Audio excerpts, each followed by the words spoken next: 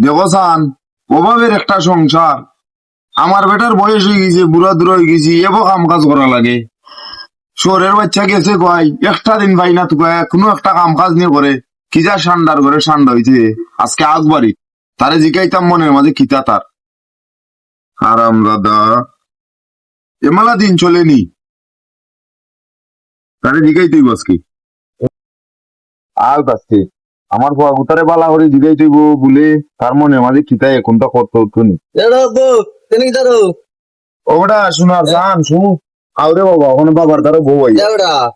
বা ও যে রে বাবা তুমি মেলা সারাটা দিন মোবাইল একটা লইয়া কান্দার লাগান বা বইয়া ঘুরাও তোমার বাপ জমিদার নেই না বেটা তোমার বাপ হইলা দিন আনন্দ দিন গাই নাই গরু একটা চাল ভাত নাই চিন্তা আল্লাহ রে বাবা ও তো তোমার তোমার বাবা আবার নো ও তো বাড়ি বেটার বয়া দিলে বেটারে বিয়ে বুঝছি বেটা শুনো ও বাড়ি লোকে তো আর তুমি আমার রে বাবা ইটা ইটা কামের কথা কই না ইটা বাংলাদেশে আমি কাম করতাম না ইতা কাম আমারে যদি পারো আমার বিদেশ দিলে রে আমি দেশে কাম কইরা তোমার হইতাম না